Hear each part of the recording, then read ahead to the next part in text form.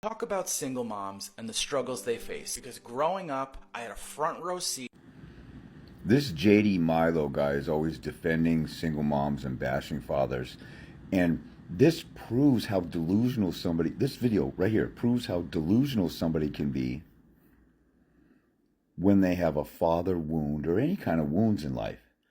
You know, a woman who's abused by a man, or a girl who's raped when she's younger, she's afraid to date, or or a woman who got molested when she was a kid. She becomes a social worker and she thinks all men are guilty of whatever, or somebody was, I don't know, the victim of an assault by a black man, so then they hate all black folks, or a Hispanic person, so they hate all, because their wound or their pain, their trauma, messes with their head, and they got a delusional, disoriented, you know, uh, basically deceived outlook on life. It's so crazy. This guy would never debate anybody with any competence. I've seen him do some kind of debates and discussions. One time on Instagram a while back, I pointed out a flaw in what he was saying, and then he either blocked me or deleted the video. I can't remember. It was a while back. But he did some drastic thing. Like, he didn't say, "Oh, I'll debate you, dude." Like, he would never debate anybody competent. But he gets on and lies or misconstrues stats. Or in here, he talks about the millions of single mothers, what they're going through. So he interviewed a million single moms. Then he says he watched his mother go through depression and addiction, and she didn't get any handouts. So his mom was a drug addict, mentally ill single mom who created kids with an abuser? None of his story adds up. Either his mom was a total loser, either his mom was a total loser who was a drug addict, depressed. Usually when somebody's severely depressed and struggling, they already had underlying issues. Women who are postpartum, there's a lot of women I know who never had postpartum depression because they weren't depressed in the first place. Postpartum depression, the number one contributing factor is already being depressed. You just amplify the stuff. So he's saying his mom was an addict and depressed, and she fled an abusive relationship. And it sounded like he said raising kids, so he had siblings. So she continued to have kids with an abuser. Was she a crazy psycho who was on drugs, who was in an abusive, toxic relationship and made kids, and he thinks his mom is a total angel? She picked an abuser to have kids with, and then she did it again and again. Apparently, I don't know his whole story. But in this video, this is how delusional weirdos like this are. They admit in their own angst. They're so angry, they're so hurt, they're so wounded. Think about think about this. Think about a dog who's a stray dog, and you're trying to rescue the dog, and the dog attacks you and bites you. And you see these dog rescue TV shows, and it takes like a couple weeks, maybe longer, to rehab the dog to trust somebody because they've been so abused. They attack somebody who's actually honest and has integrity and wouldn't harm anybody.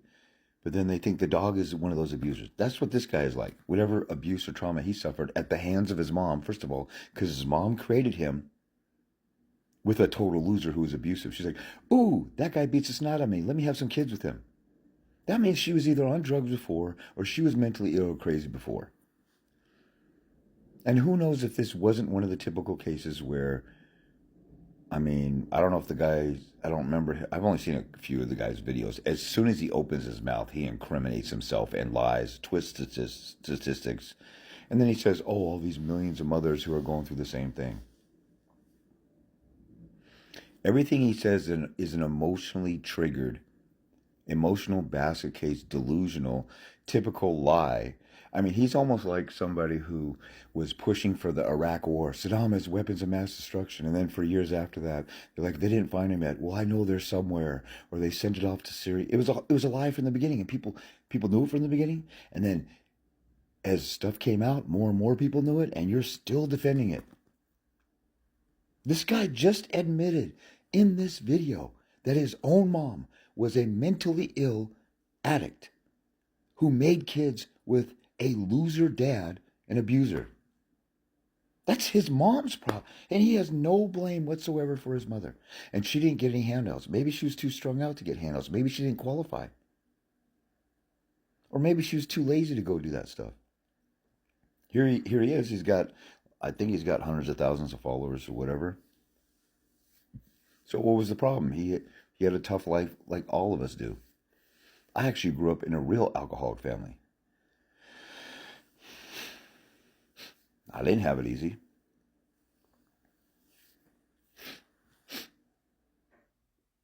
You know, my mom didn't have the right discernment at the time, or she didn't see the signs or whatever. But then she didn't go around projecting blame on everybody else either. And see, this guy, look at how feminine he turned out being raised by a single mom and having a father wound. And then he turns around and he attacks men because he has a bitter resentment toward his father. He's become feminine. He hates men. He attacks men. When men talk about how the vast majority of cases, now I've worked one-on-one or directly and looked at evidence and looked at court pleadings and seen 25,000 cases. And then I've also read articles and studied papers. This guy lies and says that men are lying when they say women push them out or abuse the court system against them. So this guy is delusional with that because not only have I seen 25,000 cases, and I can count on two hands, there's 9 dads that I've met that don't want to be in their kids' lives. You know, if you're a real deadbeat, you don't care. You just walk away in those rare cases. But if you want to be involved, the mother fights you and abuses the court system to do so, and she has a bunch of resources. This guy says my mom didn't get any handouts. There's the Violence Against Women Act money. There's the Division of Child Support system. There's the welfare system. You can get food stamps. You can get medical. You know, the one time I got my daughter on state medical because it was like $1,000 a month to put her on by myself when I was doing the self-employment thing at first. They wouldn't let me get her on there. And their system actually said my baby's mom was the custodial parent, and I had my custody of my daughter for 6 or 7 years at that point. There's almost no resources out there for single custodial dads, and we most of the time don't ask for child support or get a reduced amount, or 80% of non-custodial mothers don't pay child support. Whereas 80% of working fathers, non-custodial fathers, pay child support. And when they go looking for the father, you know, there's all these laws where they want laws to be put in place to keep, like in Washington, after age 4, you can't undo parentage because they're like, oh, if you're the father, we got to lock you in. But if it turns out DNA evidence proves you're not the father, we don't want you to get away with it because somebody's got to pay for that child. That's like saying, you know, I'm behind on my mortgage. I can't afford it. Somebody's got to pay for it. My neighbor's going to have to pay for it. Or you're in jail. This is a better example. You're in jail because you're accused of rape and DNA evidence shows that you didn't do it. And they say, well, we can't find the guy who did it, but so somebody's got to pay, so you stay in there. You owe the debt for somebody else's problem. That's the delusion of these people. So when they have, when people say, hey, we need to pass laws for DNA tests to undo that, like, no, we need to lock them in. They got 2 or 3 years to undo the DNA test, and after that, somebody's got to pay. Well, the thing is, the government gets Title 4D money, and so they want to pad their retirement. They don't want to undo that money that's coming in those revenue streams. They don't care about the kid. But what they've done in states where they've allowed people to go after and find the real biological father, the vast majority of cases, about 80% of the cases, when they find that biological father, they jump right on paying, and they're more than willing to pay child support. Men are naturally providers. They're naturally protectors. Everything this guy says goes against science, nature, God's design, all the statistics, and my experience in 25,000 cases. He says, oh, there's 1 million mothers out there. You really interviewed and examined the paperwork on 1 million cases? This guy's a histrionic disorder, mentally ill, effeminate, fruity, father with a, little thong-wearing sissy Mark with a father wound.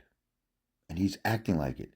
And everything out of his mouth, he's so dumb. He has no self-awareness that when he's bashing fathers because he's lying because his mother probably pushed the dad out. But if she didn't do that, she picked a horrible human being. And then she's a drug addict, mentally ill weirdo, and he's saying she's a wonderful angel. This guy is such a radical feminist, trans femme that he's lies just like them.